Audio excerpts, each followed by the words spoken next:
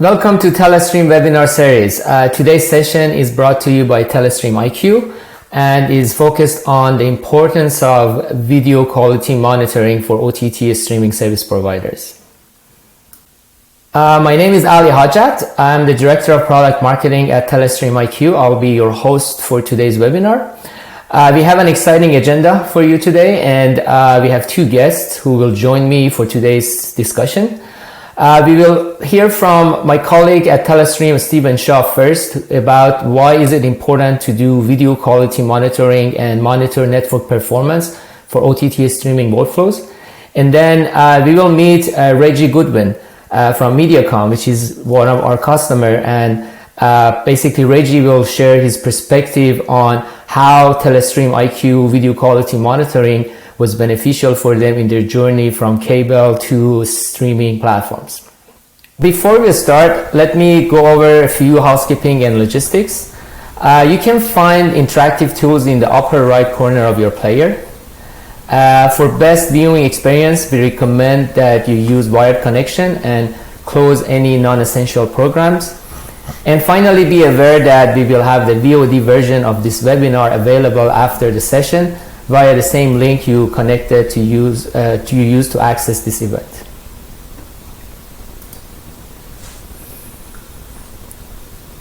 Well, before I introduce our first speaker, let me quickly look at how OTT transformation impacts video quality monitoring. Basically, in today's OTT marketplace, there is a growing list of OTT services, whether they're in the form of linear or VOD streaming platforms. Some examples, as you can see on the screen, include SVOD services, virtual MVPD services, AVOD platforms, and FAST channels. FAST meaning free ad-supported streaming TV services, which are actually really growing rapidly in the market. And all of these services are being used by subscribers as a replacement to traditional, cable, telco, and satellite services.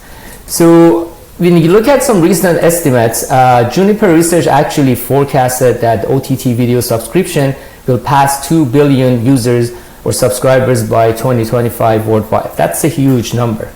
So when you look at this huge number, in this crowded environment, what we see is really actually there is no margin for streaming service providers when it comes to maintain the persistent level of video and quality service. This persistent level of service has always been essential in the success of pay TV business, and that's really something in front of all the OTT service providers today. A study conducted by Nielsen found out that 77% of consumers actually rank picture quality extremely and very important. And moreover, we saw that Akamai found that video delivered at a higher quality resolution produced 10% more viewer engagement when it was compared to the low quality video. So looking at the screen, you can see all the OTT service providers are really facing far more competition than the traditional pay TV subscribers or pay TV service providers. And it's easy for subscribers to basically cancel a service and hop onto the other one. This is the main reason actually maintaining a persistent level of quality and service to keep customers engaged and reduce churn is very critical. Okay, let's meet our first guest today, Stephen Shaw, who is our OTT monitoring solution architect here at Telestream. Welcome, Stephen. I understand that prior to actually joining Telestream, you were a customer of Telestream video monitoring solution for many years. Is that correct? Yeah, that's correct, Ali. And I'll admit I had many challenges working on teams that designed and operated a video network before we had a monitoring solution in place from InnoQuest and Tektronix, which of course are now part of the Telestream IQ family. And this is really why I'm so passionate about what we do, because of my first-hand experience solving difficult challenges that impacted our customer base. There were challenges that we knew about but couldn't always solve, and there were challenges that we had no idea we were having. I think monitoring really took the blindfold off and opened our eyes. So I'm really excited about today's discussion. Great. We are excited to have you with us today as well. Stephen, in order to discuss the importance of video quality monitoring, I guess it's really interesting to start with how a typical OTT streaming workflow works. Can you kind of start by walking us through an end-to-end OTT streaming workflow? Yeah, I think, Elliot, it's a really great idea to review the main building blocks of an OTT video delivery network at a high level before we go into details of monitoring. So we really start with the contribution or the content preparation stage.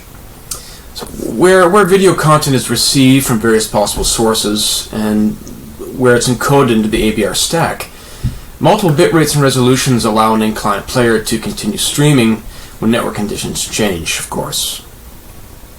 The next key area of the delivery chain is content publishing or packaging and delivery to the origin servers.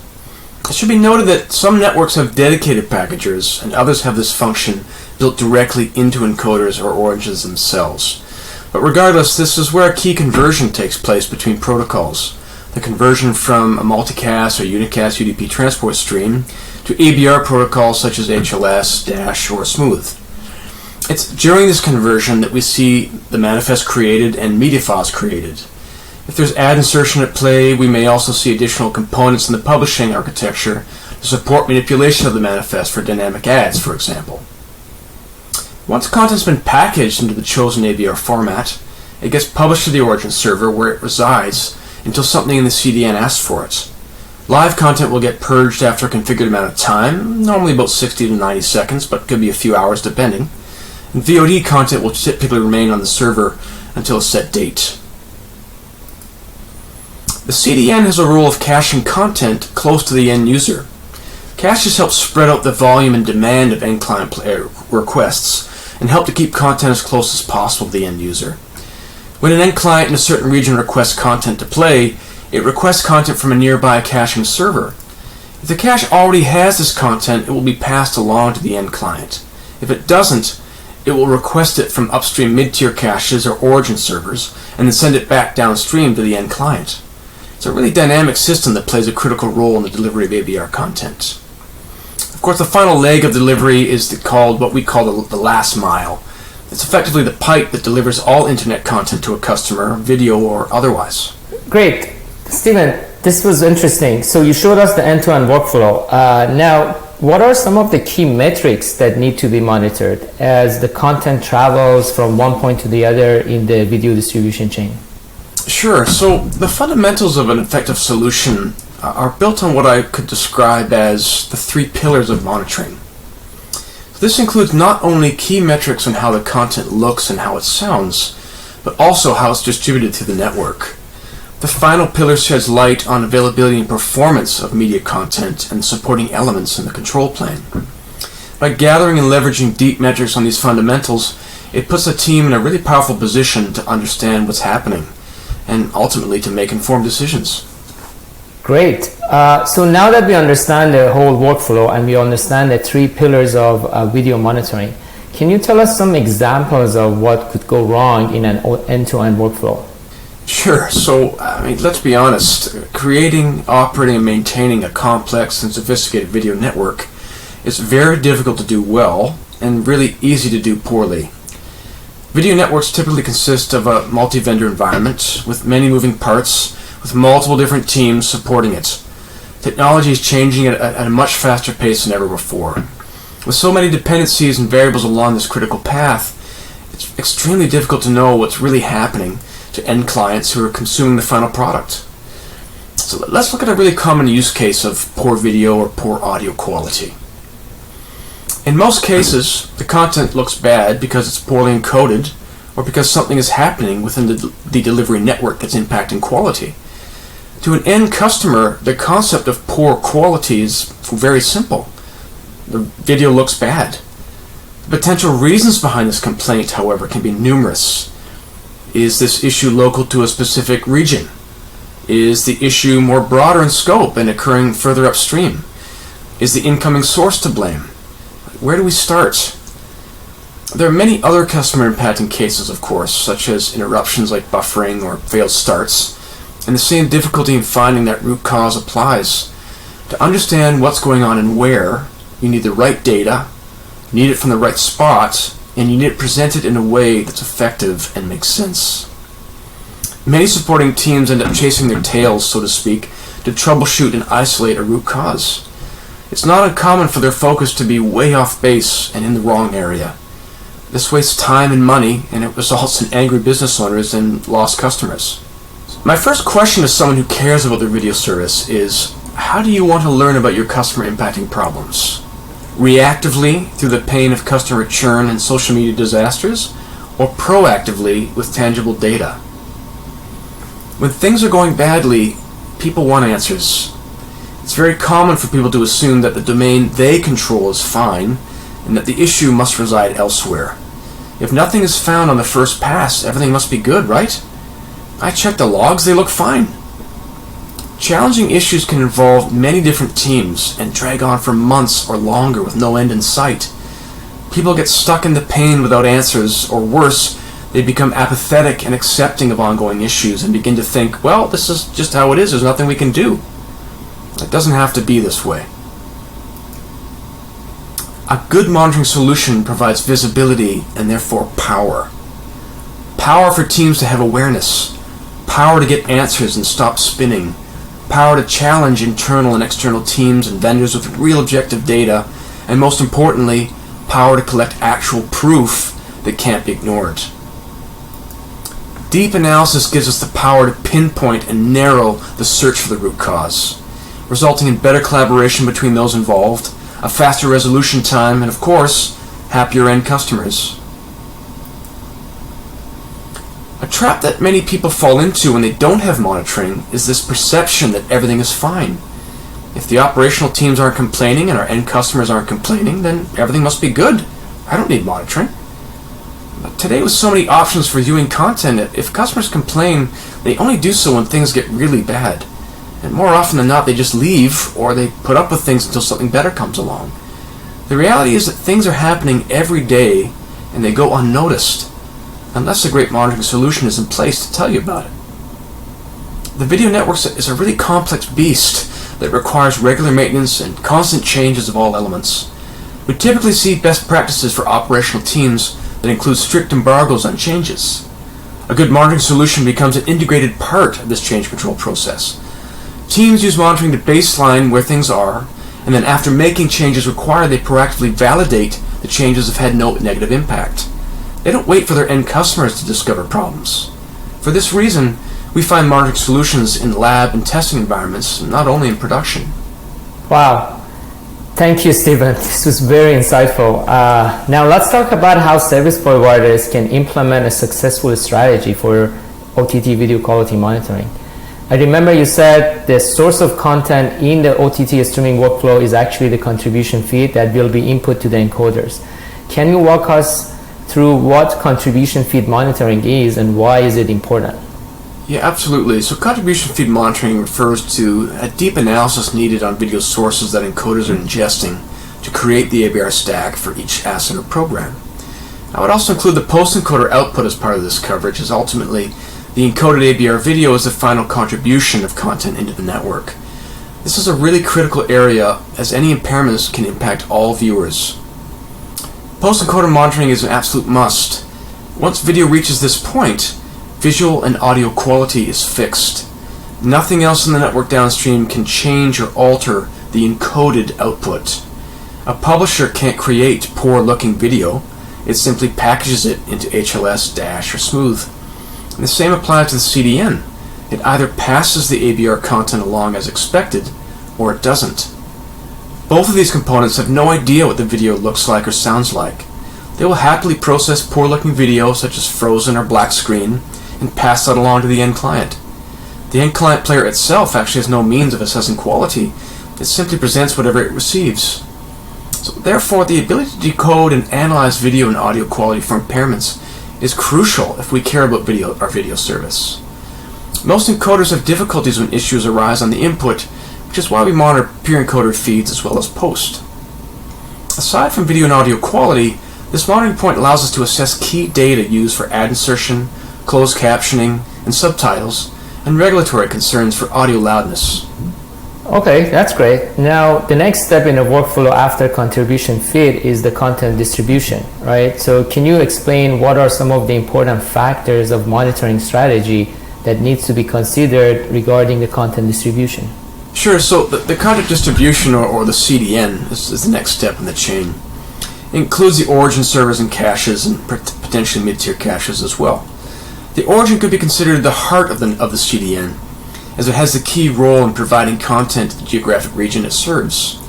Therefore, monitoring content before and after the origin is a really good idea. Through proactive monitoring, we can verify origin servers are functioning as expected within accepted parameters. If an origin is throwing errors, for example, or is slow to respond, this can indicate further investigation and troubleshooting needed. The same applies to mid-tier caches and edge caches. By testing the ability to stream ABR content when asked, and by analyzing key metrics that provide an indication of the health status, a good monitoring solution can identify areas of the CDN that are performing poorly or not performing at all. Due to the dynamic nature of traffic within the CDN, things can change depending on viewership volume. We've witnessed many situations where the CDN appears to be working normally during business hours, only to crash and burn in the evening or on a Friday night when viewership load increases. A thorough proactive monitoring strategy can mitigate this type of disaster to give teams a heads up for the big game. Well, this all makes perfect sense. So it seems that service providers need to monitor every video transition in the workflow. Obviously, depending on their scale, the number of channels and contents they have, there's a huge amount of data that is generated from different monitoring points. How can they analyze and correlate this huge amount of data, or how can they use the monitoring data to troubleshoot the root cause of the issues they face in their service operation? You point out a real challenge in the monitoring ecosystem. Lots of metrics and data about key entities in the network are great, but on their own can be kind of confusing or overwhelming and difficult to make sense of. Teams that are supporting the video platform need information presented in a way that helps them understand what's happening in real time and what happened in the past. Different users of the system have different needs depending on their role. Some users need to quickly pinpoint an area of concern immediately, where others wish to extract data through APIs and perform offline analysis and aggregation with external data collection systems. The ability to aggregate, filter, and present monitoring data through meaningful real-time historical views is a critical piece of an effective monitoring solution. Teams need a single pane of glass to decipher what the monitoring solution is trying to tell them. Stephen, thank you so much. We really appreciate you joining us today and helping us better understand the importance of OTT video quality monitoring strategy. Before we move on to our next guest, we heard that Stephen described the importance of a centralized video monitoring management system. I wanted to spend a couple of minutes to introduce our guest, which is really the next big step in centralized video quality monitoring management. And we just launched this new product at IBC. Argus is really the evolution of IVMS ASM platform that enables automated monitoring of video transition points with data aggregation from probes across the video delivery chain. It basically provides high-level dashboard view of service performance as well as deep dive analytics data, which really enable every service provider to quickly identify video quality issues and their root causes. Well, what's important about Argus is that it's based on a new distributed system architecture that can scale the number of monitoring points from small to large and offers a true consolidated video management solution, because now monitoring probes can be deployed across various regions or countries, and they all will be connected to the same centralized video monitoring management system. Argus, it really takes advantage of a new microservices architecture that really is optimized for virtual and cloud deployments, as you can see on the screen. And just similar to IVMS ASM, it comes with a pay-as-you-grow subscription model and enables really a hassle-free migration to unlimited scales for the service providers. Now let's talk about a real use case and a success story of using video quality monitoring for an OTT streaming service. My next guest today is Reggie Goodwin, who is the Vice President of Central Video Operations at Mediacom. Reggie, thank you for joining us today. Thanks, Ali. Glad to be part of Telestream webinar. Great. So Reggie, how about you start with some introduction about Mediacom? Well, Mediacom is the 5th largest TV cable provider in the United States. We are privately owned. Our largest footprint is in Iowa, and we're located in 22 other markets, which include the Midwest, the West Coast, the Southeast region, and the East Coast. We're growing in our current footprint, and we aim to provide some of the best services for our customers. So what's new with Mediacom? Can you tell us a little about your newest streaming service? Well, we're currently in a transition phase, transitioning from our traditional QAM architecture to an all-IP streaming architecture using HLS.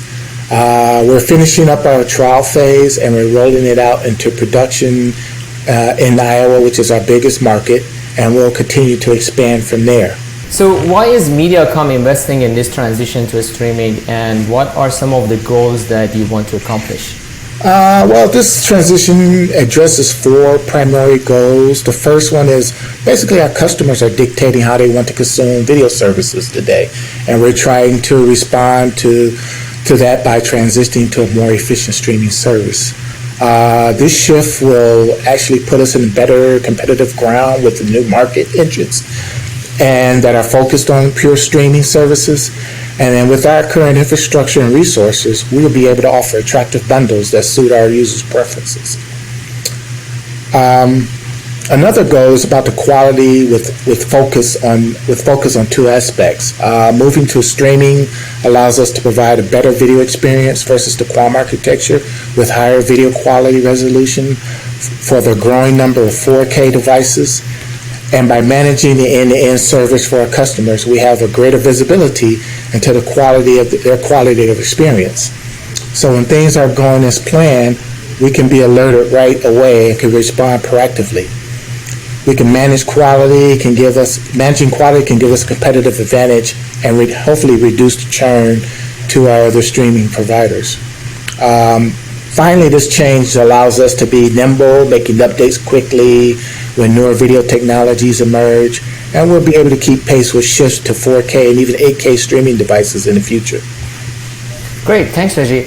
Well, can you tell us about some of the deployment and operational challenges that your team is facing as you move to an all-streaming service architecture?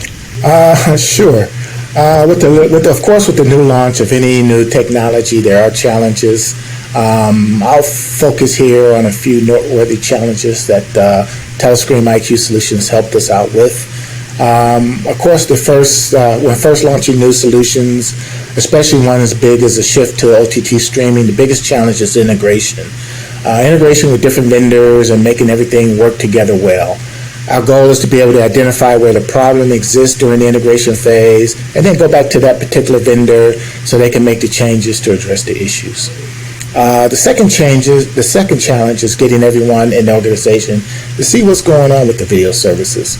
Our regional field support teams need access to the information so they can see what's going on in their particular area of focus. For example, what channels are out, and escalate to my team in Central Video Operations, which we may assist them with resolving that issue or do a deep root cause analysis. And lastly, being able to find out where a problem in our network that's causing poor quality experience for our customers. A lot of our content is still coming from satellite receivers or some sort of terrestrial feed.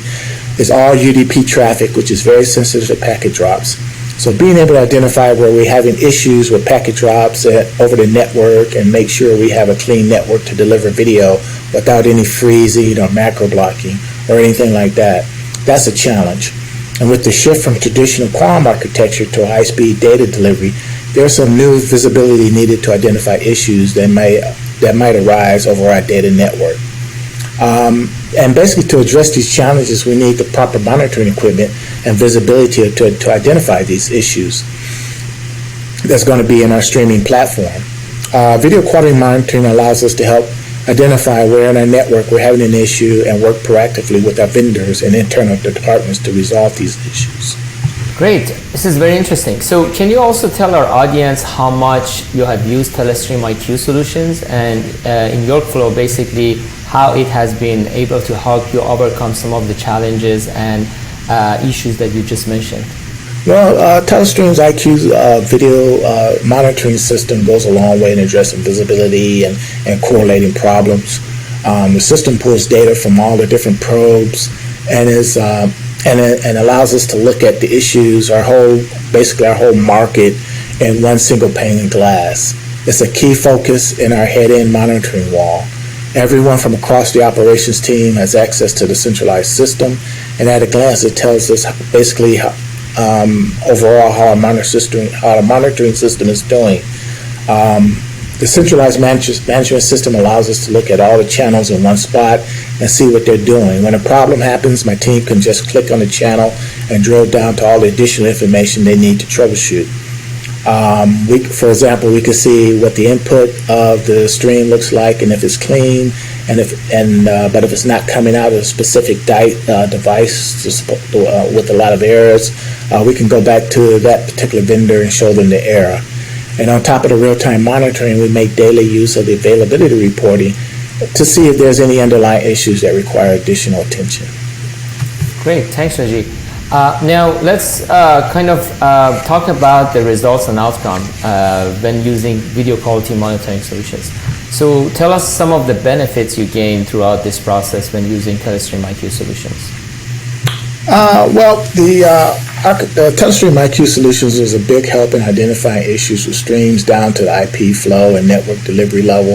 It helped us reduce a lot of pointing fingers between vendors with the centralized video management platform.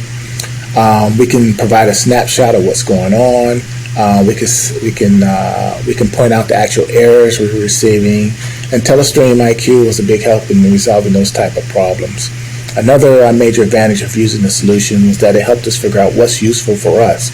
It's like a Swiss Army knife of different monitoring points, and basically we had to figure out, okay, what issues do we need to get notified right away, and then what issues we can put on the table and look at later when we have time. And we can also customize the alarm templates, and we can adjust which alarms go to our network operations center and which alarms we can actually just send internally to different teams that are of interest. Okay, is there a specific case or example that stands out and you can remember and can tell us about it? Sure. When we first launched our IP solution in what we call our test phase to some specific employees, we were receiving a lot of HTTP 500 errors or 503 errors, I believe. And however, most at that time there were no really degradation of the signals. I mean, we were able to tune the channels. The video quality still looked fine. So we really didn't give it that much thought. Even though we were seeing a lot of 503 errors, it didn't display any type of issues or video quality issues that we could see. But then later on, when we start rolling this out in field trials to more testers, all of a sudden we started getting reports that when testers were trying to stream intermittently, when they tried to tune to a channel, it would time out, and the screen would never, the URL would never be accessed. So we went back to look at these 503 errors and determined that it was some type of redirect error, or some type of the URL request wasn't getting ready all the way through to our edge servers or our CDN network. And so we went to our CDN vendor and asked them to start troubleshooting the issue in real time, and come to find out it definitely was a redirect error, which caused them to go back and make some type of software changes. We did an update, and it pretty much resolved those errors. So the system really was great in that aspect. I mean, it really does a deep dive on our total solution. It gives us, it tracks all the different errors, and you can definitely set it up to track many different errors. There's many errors that you want to pay attention to, or as little errors that you want to pay attention to. Like I say, it's just like a Swiss Army knife for monitoring video equipment. Wonderful. No, that's great. Thank you, Reggie. This is really a great example, and we appreciated you sharing it with us. Really thank you for coming and joining us today, and for the insightful material that you provided. Thank you. Thank you, Ali. It was a pleasure. Well, this concludes today's webinar. I want to thank both of our speakers one more time for joining us today. This was a very productive discussions, and For everyone tuning in, please visit Telestream IQ webpage and feel free to reach out to us and we will get back to you as soon as possible. Thank you for joining us today.